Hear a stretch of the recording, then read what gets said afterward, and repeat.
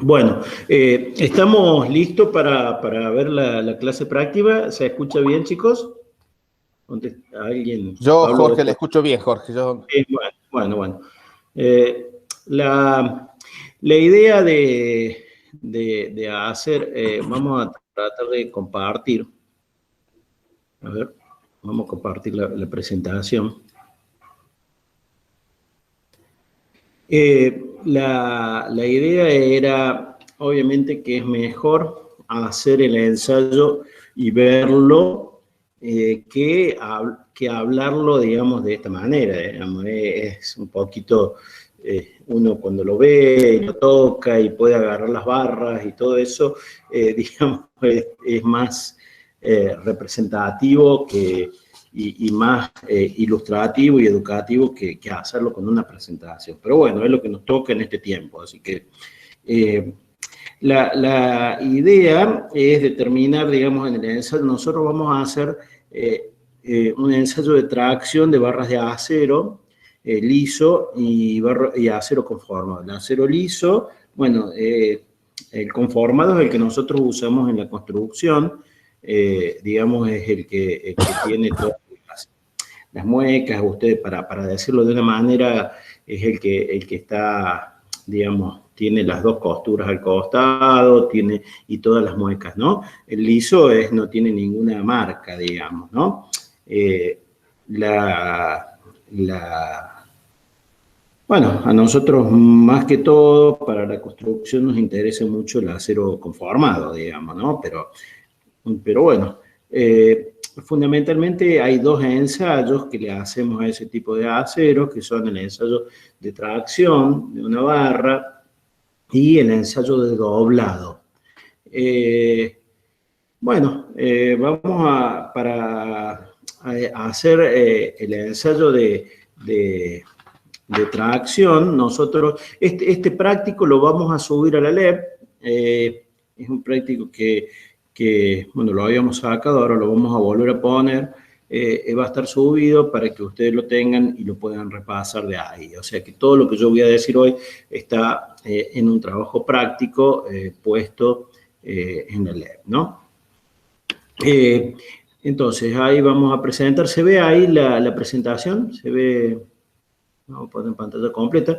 Yo no tengo cámara, se me ha desactivado la cámara, así que no me van a ver, simplemente me van a escuchar y vamos a hablar con la presentación, ¿no? Dice, hay trabajo práctico número 8, no sé si es el 8, este año no, la verdad que no me acuerdo si es el 8. Pero, no, parece que es el 9, pero no importa, Jorge. No importa, de todas maneras no lo vamos a solicitar, ¿no? Lo que nosotros vamos a necesitar para hacer este ensayo es una máquina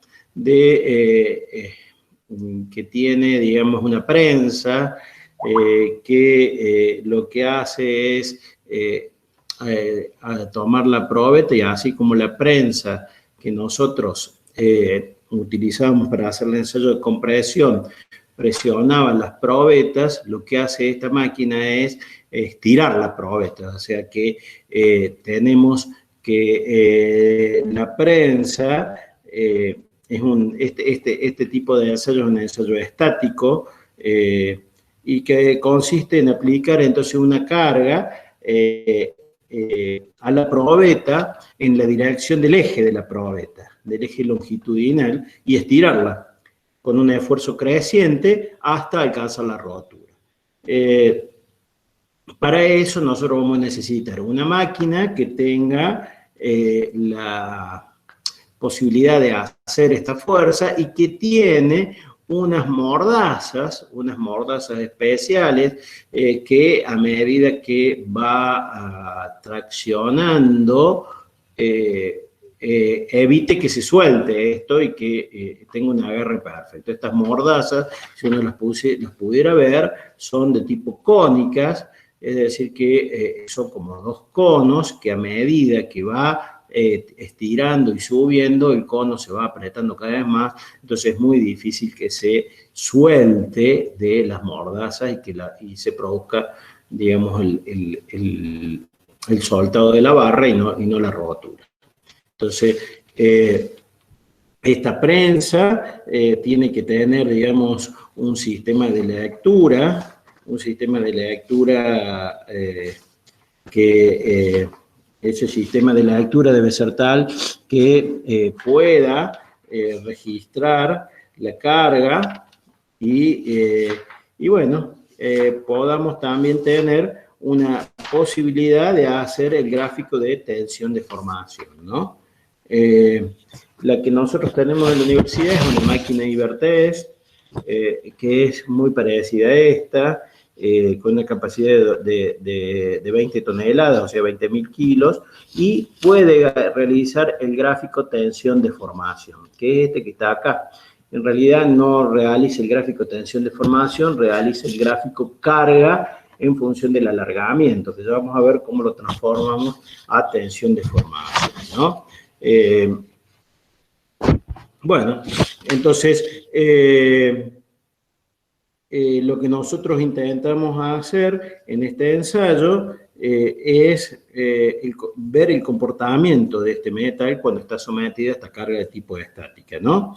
Y se pueden deducir algunas propiedades como la tenacidad, utilidad, módulo de deformación,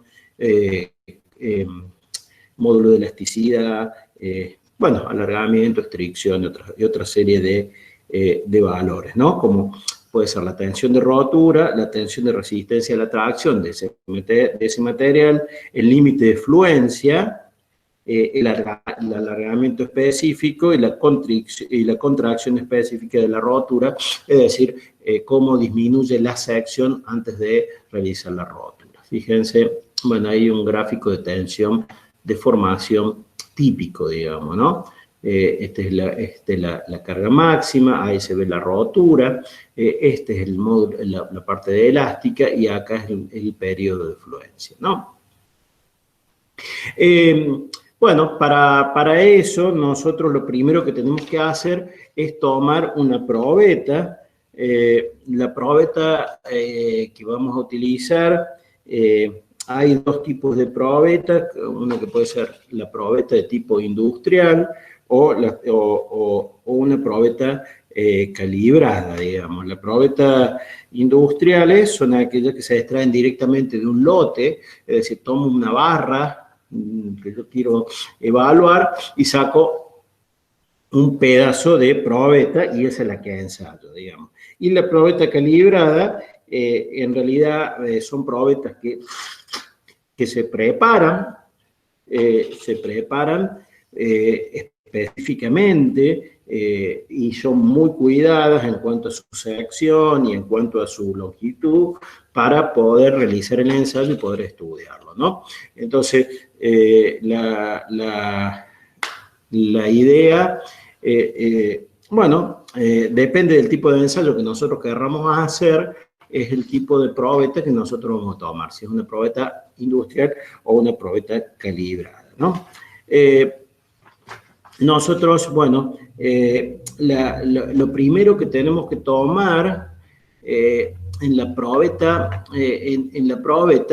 es una longitud total, ¿sí? La longitud total de la barra debe incluir no solamente el lugar donde yo quiero que se produzca la rotura, sino también el lugar donde va a estar agarrada, digamos. O sea, yo necesito adicionarle un poquito más de longitud para que la probeta pueda ser agarrada por las mordazas. Y eso va a depender fundamentalmente del tipo de prensa que nosotros tengamos para realizar la tracción, digamos, ¿no?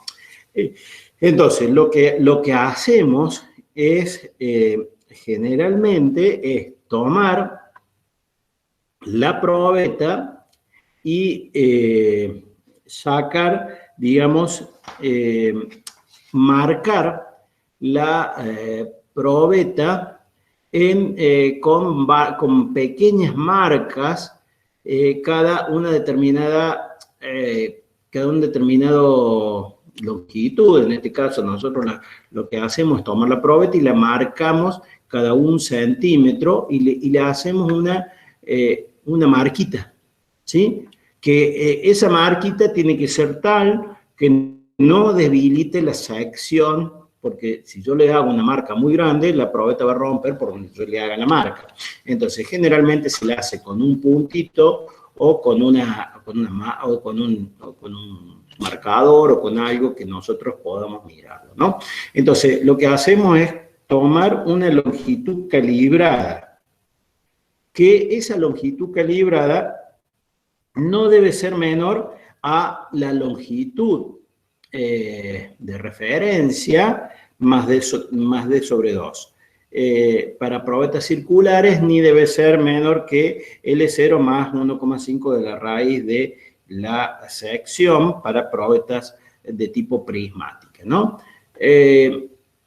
Entonces, la longitud de referencia es la longitud que yo llamo inicial L0. Yo voy a tomar una cierta cantidad de marcas, en este caso, fíjense que son 2, 4, 6, 7, o sea, 6 centímetros, y voy a tratar de que la rotura se produzca dentro de esas marcas. Para eso, nosotros vamos a marcar la probeta mucho más que 6, vamos a marcar la probeta en toda esta longitud calibrada, en toda esta distancia de longitud calibrada, y le vamos a marcar todas las marquitas, de tal manera que cuando yo tome la longitud inicial o la probeta se produzca la rotura, esté dentro de esa longitud calibrada, ¿no?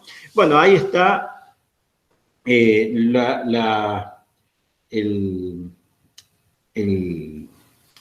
la sección, digamos, de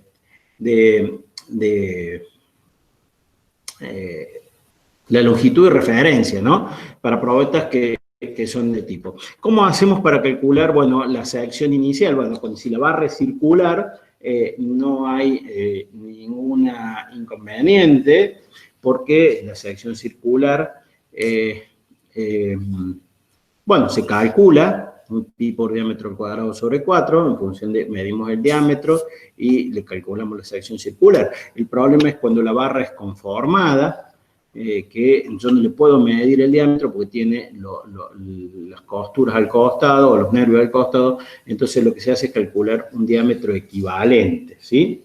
El diámetro equivalente para poder determinar. Bueno, entonces, cuando yo tengo la probeta, la coloco en la máquina de ensayo, fíjense, tengo una longitud inicial. Cuando se produce la rotura, hay una longitud de referencia final, o sea, la rotura debe producirse siempre dentro de la longitud calibrada y, bueno, cuando rompe, yo voy a tomar la longitud de referencia, esa que yo tomé antes, esta que tenía acá, que era L0, y voy a tomar la lectura, obviamente que al estar estirada, esa lectura va a cambiar, por lo tanto voy a tener un alargamiento final, una longitud final LU, que va a ser más grande que la longitud inicial esta que yo tenía acá,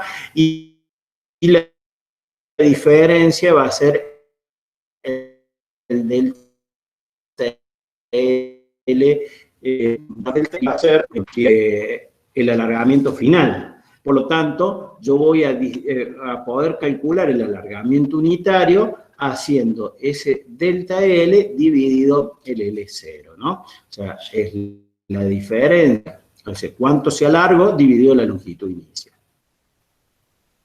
Bueno, cuando nosotros hacemos un diagrama característico de una, bueno, va a depender un poco del tipo de material que nosotros tomemos, ¿no? Pero este que nosotros vamos a marcar es un acero dulce, es el tipo de que tiene un porcentaje de carbono del 10%, es una barra lisa, y bueno, tomamos este para tener, digamos, un diagrama característico lo más representativo posible para poder nosotros ver cada una de las partes, ¿no? la idea es, bueno, poner la probeta en la prensa y comenzar con la carga. Fíjense que cuando nosotros comenzamos con la carga, digamos, se distinguen varias zonas, ¿no? Nosotros comenzamos a aplicar la carga y la probeta comienza a alargarse, ¿sí? Y llegamos, digamos, a un punto que es el punto P. Ese punto P es un punto en el cual existe una perfecta proporcionalidad entre la carga y el desplazamiento, digamos, y la longitud de alargamiento. Es decir, que si yo me paro en este punto P y descargo esa probeta y le saco la carga, la probeta va a volver a su punto inicial. No decimos que en esa sección o en todo este tramo recto que tenemos desde el punto O hasta el punto P, o hasta, en realidad hasta el punto E, nosotros tenemos que se cumple la ley de Hooke. O sea que hay perfectamente linealidad entre la carga y el alargamiento. O sea que yo cargo y se deforma. Cuando descargo, vuelve a su posición inicial. Eso se da desde 0 hasta el punto E. En el punto E es el límite teórico de elasticidad. El límite teórico nosotros lo vamos a definir más adelante, o bueno, lo definimos ahora. El límite teórico es aquel en donde la probeta no sufre un alargamiento mayor. Es decir, el límite E debería ser donde el alargamiento es nulo, digamos, ¿no? O sea, donde no hay ningún tipo de alargamiento, digamos. Pero adquieren, digamos, a veces es muy difícil eso, cuando no lo puedo determinar, se toma como límite de alargamiento cuando queda con un alargamiento residual del 0,001% del alargamiento inicial. O sea, el límite teórico es cuando la deformación permanente no supera el 0,1%. O sea, el 0,1% de la longitud inicial. 0,001%, perdón. Bueno, una vez que pasamos ese punto, una vez que pasamos ese punto,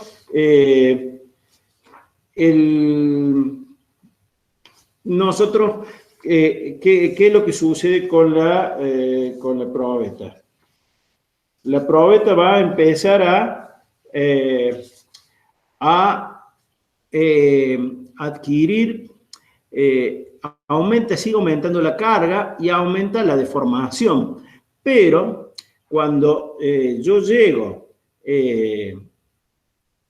al punto F, digamos, y descargo, ya la probeta no vuelve a su posición inicial, digamos. Entonces existe ya una deformación permanente, ¿sí?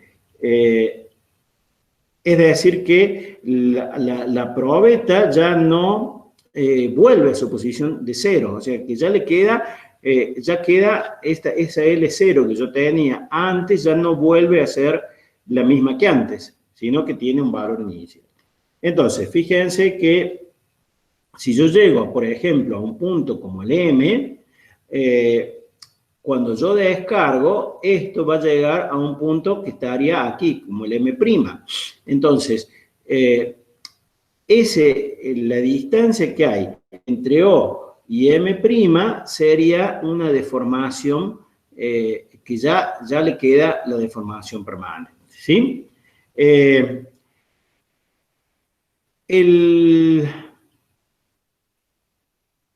En el punto, fíjense que ustedes entre E y F', si bien la carga no aumenta muy mucho, sí aumenta mucho la deformación. Entonces, la distancia que hay entre F y F', los alargamientos aumentan notablemente, incluso, fíjense que entre F y F' la carga disminuye, o sea, el valor de carga está marcado acá, y entre acá hay un aumento de alargamiento y de deformación cuando aumenta la carga, pero entre F y F' no hay aumento de carga, sino hay que disminución de carga, pero el alargamiento sigue aumentando, ¿no? Posteriormente a ese punto, la probeta continúa, es como que se reacomoda se reacomoda el material, y la probeta continúa aumentando la carga, pero los alargamientos pasan a ser muy, muy importantes. Hasta llegar al punto R, donde en el punto R nosotros llegamos a la máxima carga que tenemos, ¿sí? Pasado dicha carga, ¿qué va a pasar? La probeta sigue utilizando, fíjense que las cargas comienzan a disminuir notablemente, pero el alargamiento se sigue haciendo cada vez más grande hasta que llega a este punto, el punto R', donde la probeta produce la rotura, ¿sí? Entonces, en este punto R', la probeta se rompe, bueno, y ahí deja de soportar carga, obviamente, ¿no? En este periodo, desde el punto O hasta el punto R, hay una contracción del diámetro de la probeta, o sea, el diámetro de la probeta va disminuyendo cada vez más, por lo tanto, digamos, cuando yo analice el gráfico real de tensión-deformación, vamos a ver que la tensión se va a ir haciendo cada vez más grande. ¿Por qué? Porque si bien la carga no aumenta, el valor de la sección disminuye, y la tensión es carga sobre sección, por lo tanto, si la sección disminuye, la tensión cada vez más grande, digamos, ¿no? Hasta llegar al punto de la rotura, ¿sí?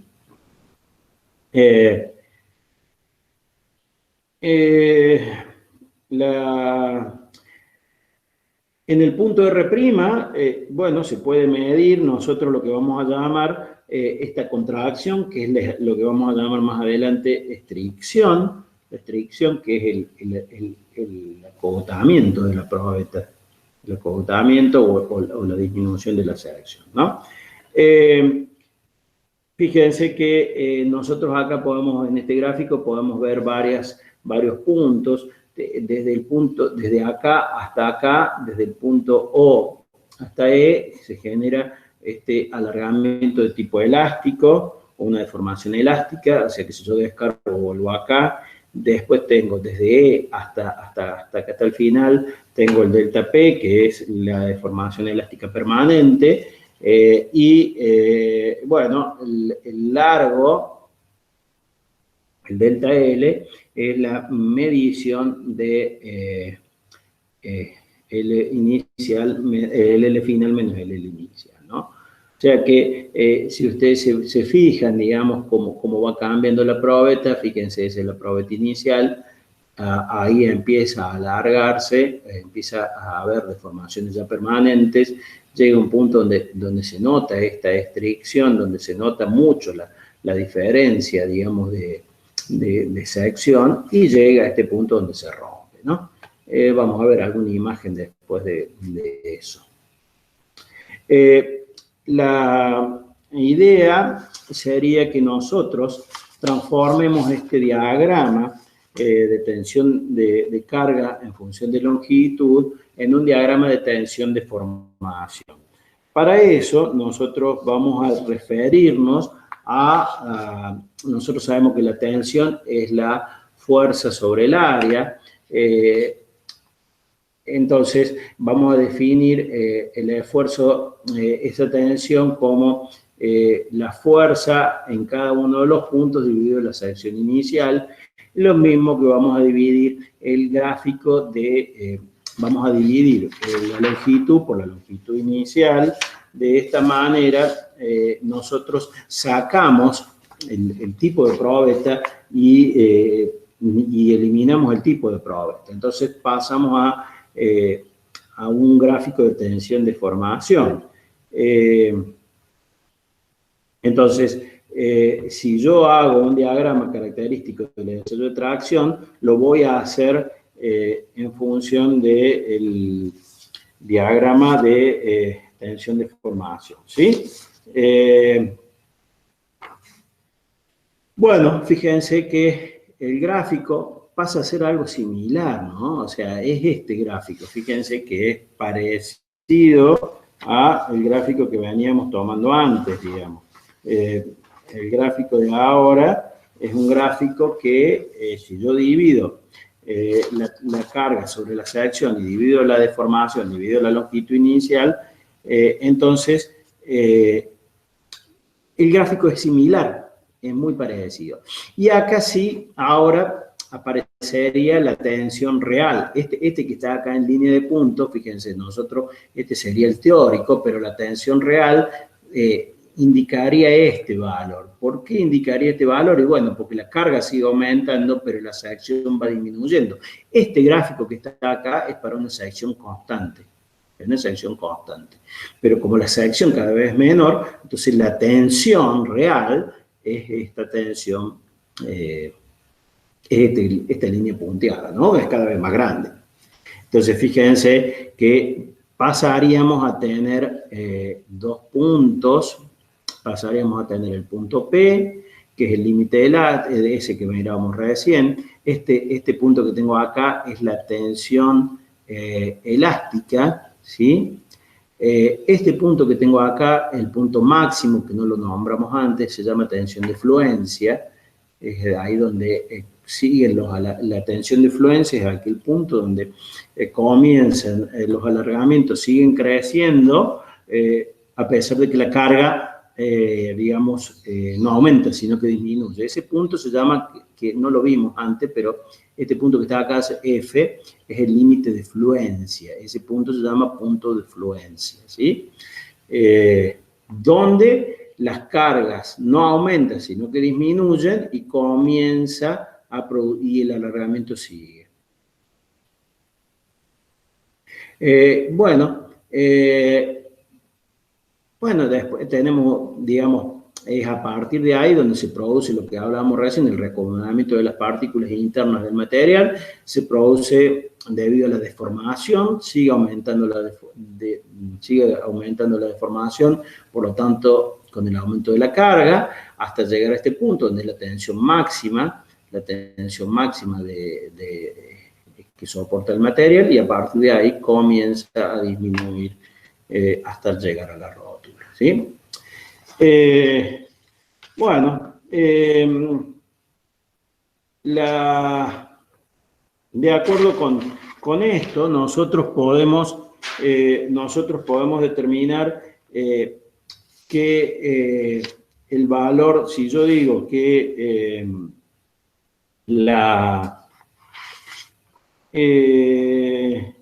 si yo digo que digo que el valor de E es el valor de alfa por sigma, por la tensión, donde alfa es un coeficiente de proporcionalidad que me da, digamos, es la pendiente de la curva esta que tenemos acá. Ese se llama constante de proporcionalidad, digamos, ¿no? La constante de proporcionalidad, si yo digo que la tensión es igual, si yo digo la tensión unitaria, el valor de E es igual a alfa, me da el alargamiento unitario.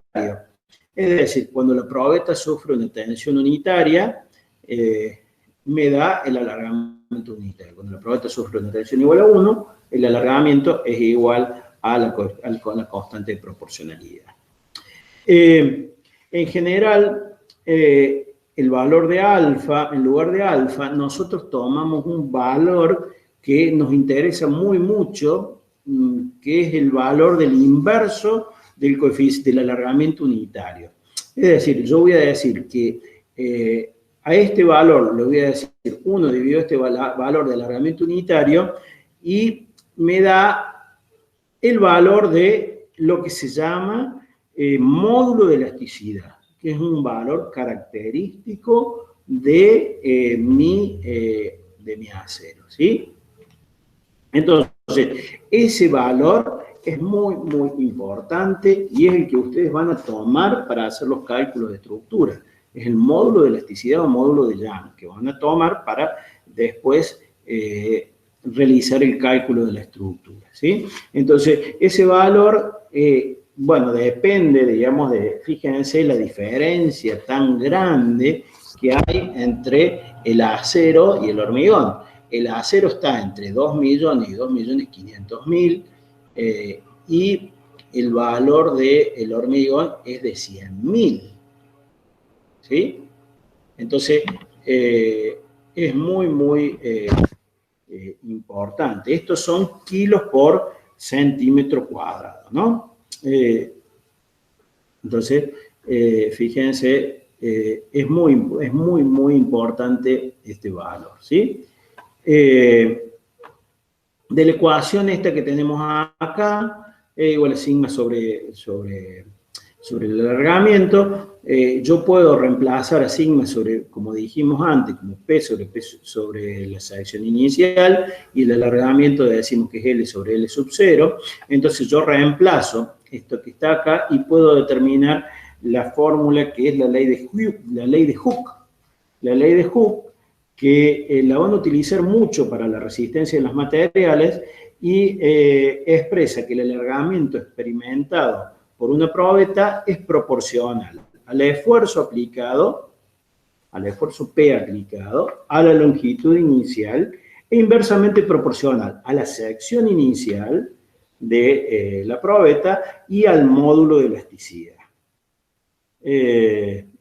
Todo esto es válido para el periodo de proporcionalidad, ¿no? Ya cuando pasamos el periodo de proporcionalidad, esta ley deja de tener validez.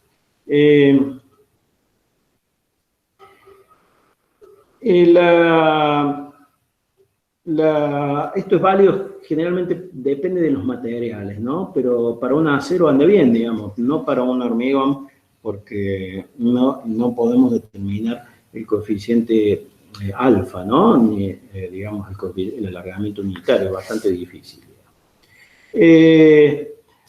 Bueno, vamos a ver. ¿Cómo? A ver, el límite de fluencia, a veces el límite ese que veíamos antes es bastante claro cuando yo tengo un gráfico bastante claro, digamos, ¿no? Pero a veces el gráfico, este límite de fluencia que yo quiero y el límite de elasticidad no es tan claro, digamos. O sea, cuando el gráfico es claro, digamos, se puede determinar el límite, ¿no?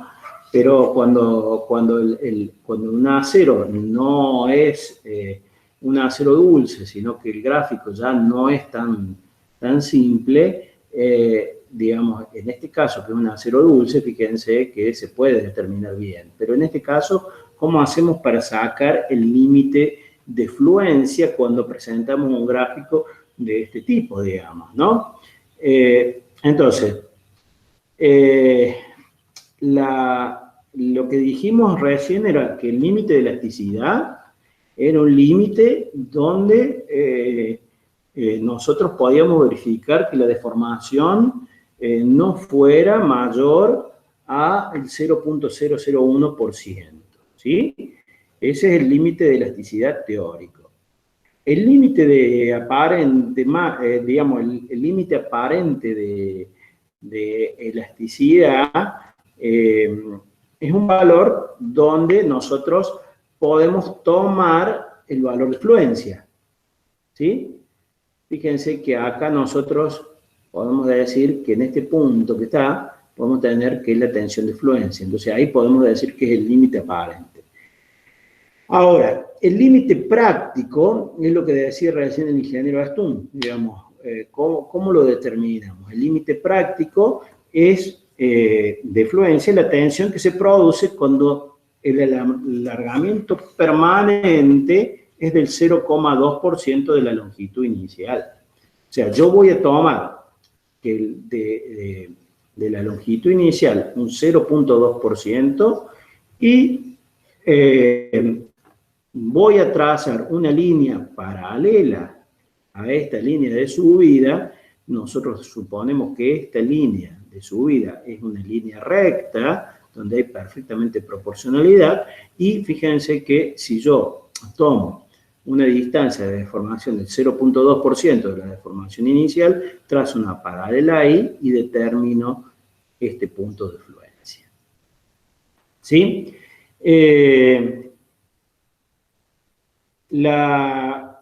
Es bastante difícil establecer cuál es el límite donde la deformación no supera el 0,001%, porque nosotros necesitaríamos elementos de medición muy precisos, ¿no?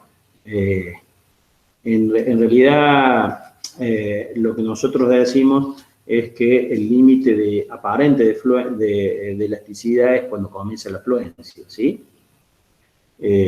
Entonces, fíjense que para calcular este límite práctico, el práctico de elasticidad, nosotros ¿qué hacemos? Que producimos una carga de la probeta, ¿sí? Y, digamos, en cualquier punto, como por ejemplo en el punto M, producimos la descarga, ¿sí? ¿Y qué hacemos ahí? Cuando producimos la descarga, tenemos... la curva pasa a tener esta deformación desde acá hasta acá, estamos en la parte elástica, pero de este punto O hasta M' hay un valor de deformación permanente, ¿no? Que corresponde a este punto M cuando yo produje la descarga. Entonces, ¿qué hago? Para determinar el punto de diagrama cuya deformación permanente es del 0,02%, lo hacemos al revés, digamos. Lo hacemos de manera inversa, es decir, se toma sobre el eje de las abscisas un valor del 0,2% de L0. O sea, yo tomo un 0,2% de L0, 0,2% de L0, que es la longitud inicial, y ahí trazo una paralela a la línea de subida, a esta línea OP, y quedará determinado un punto que está acá. ¿Sí? Ese punto es el que tiene una deformación permanente del 0,2%, ¿no? Y ahí es donde digo que está mi límite de fluencia. Bueno, vamos a ver un videíto de la rotura. Ahora se escucha, chicos. Esta es una máquina universal de ensayos estáticos. Se puede hacer tensión, compresión, flexión, dureza, corte, cizalladura, dependiendo de los dispositivos que se puedan hacer, muchos ensayos más. Es una máquina hidráulica, funciona a través de un pistón, por eso la velocidad de ese funciona al área, es en megapascales por segundo. Este cabezal es fijo, este es móvil, es a la medida que vaya haciendo el ensayo, estas mordazas tipo B van a apretar más la probeta y el apriete será entonces a través de la fuerza, cada vez va a agarrar mejor. Este se va a desplazar hasta que llega el momento de ruptura de la probeta. Acá lo mismo, cuando hacemos compresión, colocamos un envase e irlo apacharrando o aplastando, dependiendo de lo que necesitemos. Y cambiando este plato por un dispositivo de apoyo, podríamos hacer flexión simple con 3 apoyos o con un apoyo también doble acá, que sería con 4 apoyos. Es una máquina que maneja una capacidad máxima de 120 kilonewton. Podemos regular las escalas. Se puede trabajar hasta 60, hasta 24 o hasta 12 kilonewton, dependiendo de la capacidad de la probeta que vayamos a reventar. La probeta, en estas mordazas que son especiales para en este caso, probetas cilíndricas. También hay otras mordazas para probetas planas. Esta es una probeta de más o menos 10 milímetros de diámetro. En este caso vamos a utilizar acero, entonces necesitamos un 9 en 2 que llega hasta 60 kilonewtons. Este es un acero ICSAE 1020 estructural. Es conocido. Sí, ahí está, sí, Jorge, ahí querías comentar lo que estabas diciendo, Jorge. No, que es una probeta calibrada, no es una probeta industrializada, es una probeta que está preparada para la rotura. Fíjense que en la parte de arriba tiene una cabeza más grande, que es donde va a soportar. Entonces vamos a tratar de que la rotura se produzca ahí al medio, digamos, ¿no? Le disminuimos la sección ahí, digamos, ¿no? Está maquinada esa probeta. Dale, ponelo nomás. Conocido en la industria civil porque es el que utilizan como sismo resistente para reforzar el concreto. También se trabajan deformaciones con este deformímetro mecánico y lo que hacemos es que amplificamos esa deformación de milímetros 2, 5, 10 y hasta 20 veces esa deformación. Se utilizan mucho estas amplificaciones más que todo en las zonas elásticas, donde las deformaciones son muy pequeñas, microdeformaciones, entonces para tener una deformación mucho mejor o más visible, entonces se amplifica. Ya aquí manejamos las velocidades, podemos colocar el ensayo manual o automático y lo normal es que trabajemos en velocidades entre 2 y 10 megapascales por segundo. Aquí podemos graficar tensión o compresión, dependiendo de lo que vayamos a hacer. Si es compresión, entonces comenzaríamos de arriba hacia abajo, pero aquí en este caso de tensión, entonces comenzamos desde este cuadrante hacia la parte de arriba, donde nos mostraría en el eje Y fuerza en newton y en el eje X deformación en milímetros. Y comienza el ensayo amplificado 20 veces. Colocamos la velocidad de 2 megapascales por segundo y sabiendo el incremento de la fuerza. En este caso se utilizan kilonewton, que es la unidad internacional de fuerza. Y se puede ir viendo que la deformación a la vista no se ve, pero si pudiéramos hacerlo con instrumentos especiales como micrómetros, sí podría determinarse. Ahí estamos en esa zona donde se puede medir elasticidad o la ley de Hooke. Vamos por 7 kilonewton, 8 kilonewton. Ahí casi estamos llegando al punto de excedencia que se ubica entre 25 y 30, donde el material deja de ser elástico, donde esa deformación ya no es recuperable después de ese punto. En este punto yo puedo descargarlo y el material se recuperaría, pero después no. Acá vamos a llegar, miren por acá, mírenlo ahí, ya pasamos excedencia, ya estamos en zona plástica, ya ese material, si yo detengo el ensayo, ya tiene una deformación y esa le permanecería. Solamente recuperaría ¿cuál? La elástica, pero la plástica ya permanecería en la probeta. Ya vamos a llegar a la fuerza máxima, está a punto de comenzar a reducirse el área y a romperse la probeta. Aquí ya es donde tenemos de estar pendientes de la probeta, cómo empieza a hacer extensión, un encuellamiento y empieza a romper. Miren ahí, miren, empieza a estirarse.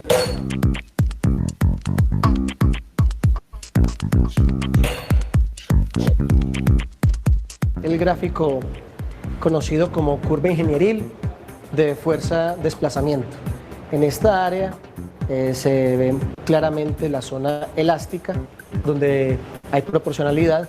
Aquí está el límite de proporcionalidad, punto de fluencia mínimo, punto de fluencia máximo, y aquí comienza toda la zona plástica. Este sería el punto máximo del material, la fuerza máxima, y este sería el punto de ruptura. Aquí comienza a haber una estricción en la probeta y por eso empieza a caer la fuerza, porque el área es menor.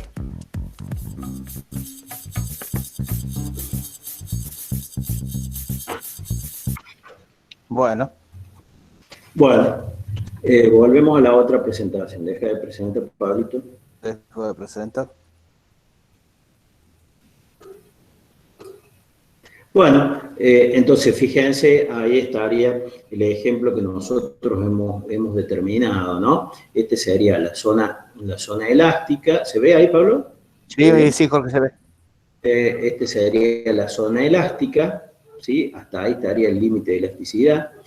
Acá tendríamos el límite de rotura o el límite de fluencia, donde la carga baja un poquito. No sé si notaron, digamos, en el video en un punto la probeta se sigue cargando y la carga pega un saltito y baja, digamos. Bueno, ese es el punto de fluencia, donde el alargamiento sigue, pero la carga baja, después se reacomoda y comienza a subir. Y llega a un punto donde la tensión es máxima, esa es la carga máxima de rotura, y de ahí más disminuye, ¿no? Fíjense que en ese caso, si yo bajo una línea paralela, obtendría el alargamiento, ¿sí? Bueno, ¿cómo haríamos en este caso? Este es otro gráfico. Fíjense que ahí nosotros no tenemos muy claro dónde está el límite de elasticidad ni el límite de fluencia, digamos, ¿no? Entonces, ¿qué es lo que haría yo para encontrar el límite de fluencia de este gráfico? Fíjense, la pendiente o el límite, la parte elástica estaría marcada acá, con esa línea, ¿no? Esa línea de subida. Este punto que está acá es el punto máximo, ¿sí? El punto máximo. Esta diferencia sería el alargamiento, el delta L, L0 menos LU.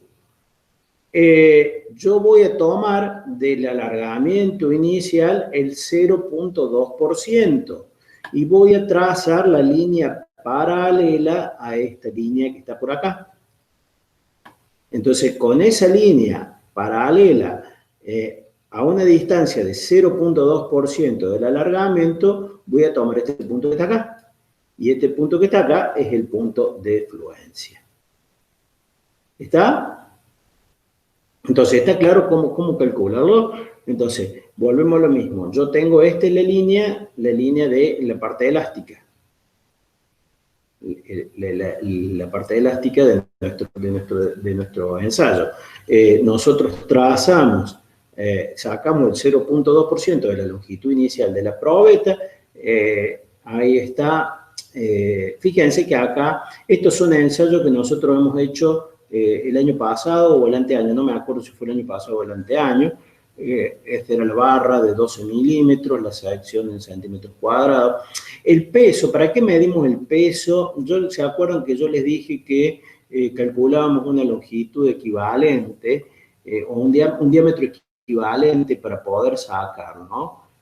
Nosotros medimos el peso porque en realidad no es 12, sino que para poder calcular el diámetro equivalente nosotros tenemos que sacar, digamos, el peso y dividirlo en la longitud.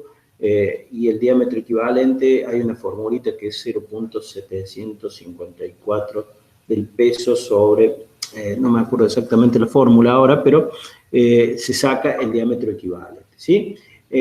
La longitud calibrada son 60 centímetros, 6 centímetros, 60 milímetros.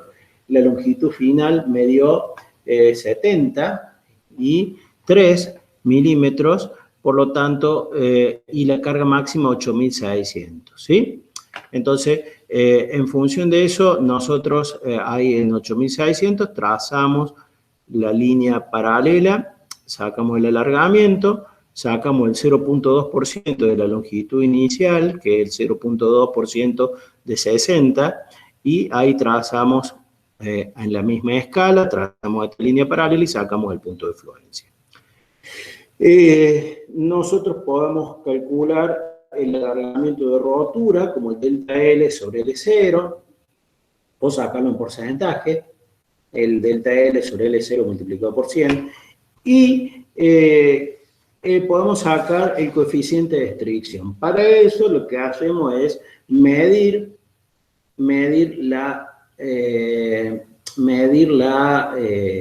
el diámetro en la parte que nosotros estamos, el diámetro en la parte donde, digamos, en la parte más delgada de la estricción, con el diámetro calculamos la sección final, S, y hacemos que el coeficiente de estricción es S0, que es el diámetro inicial, la sección calculada con el diámetro inicial, menos la sección calculada con el diámetro final, dividido la sección inicial.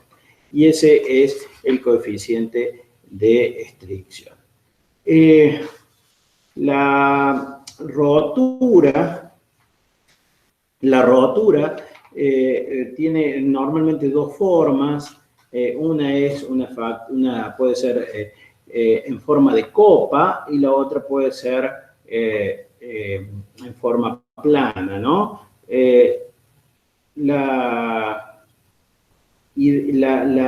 Si el material es frágil, una fractura se da como una fractura de tipo plana. Si el material es dúctil, la rotura se produce como un tipo copa. A ver si tengo tenía una imagen de la fractura. A ver si la busco, para que ustedes vieran la diferencia entre una y la otra. A ver. Acá, en este era.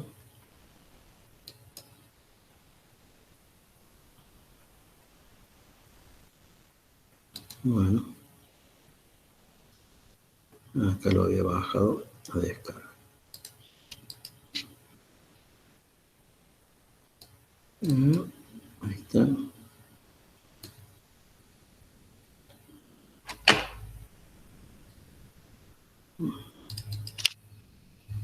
Ahí vamos a ver los dos tipos de rótulo, ¿sí? Si se abre esto.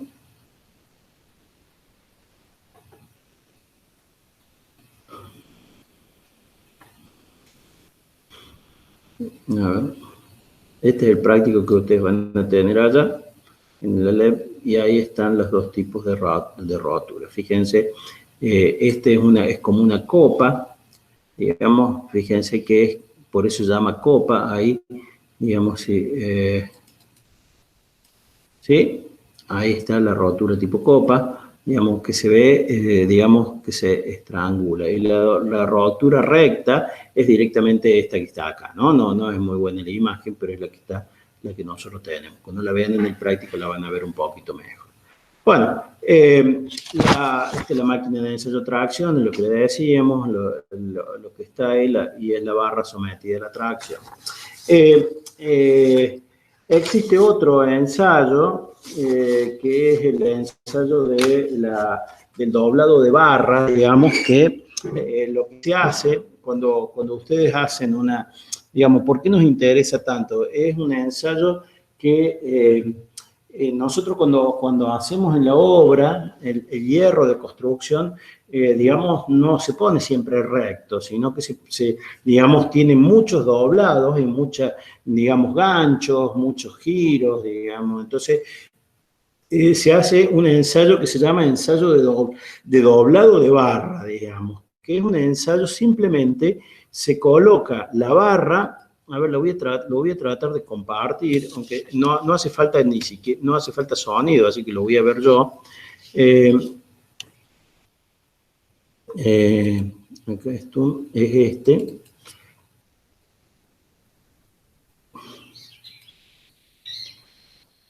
No importa que no se escuche, lo voy a tratar de poner máximo. Avanzalo, Jorge, me parece a ese. Sí, porque... sí, voy a poner solamente la parte de doblado. No. Eso yo más o menos estaba por acá. Si es que no me falla. Ahí está.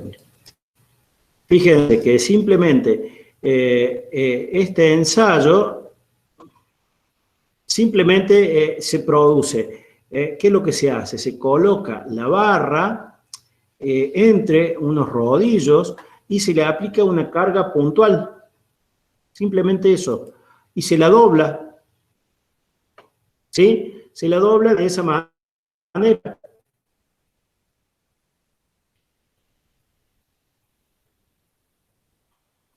Entonces, está normalizado, eso es lo único que queríamos mostrar, porque ya el resto no dice nada, está normalizado los diámetros, en función del diámetro de la barra, los diámetros de los apoyos y el diámetro de la carga. Entonces, se produce un doblado a 180 grados, y lo único que se hace es hacer una observación visual de si del otro lado, digamos, del lado exterior del doblado, se ha producido una fisuración o no de la barra, digamos, ¿no? Es simplemente un ensayo visual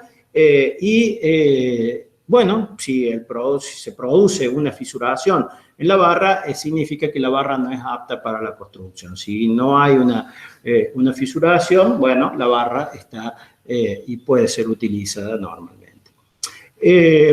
Esos son los dos ensayos fundamentales que nosotros hacíamos o hacemos en el práctico, digamos.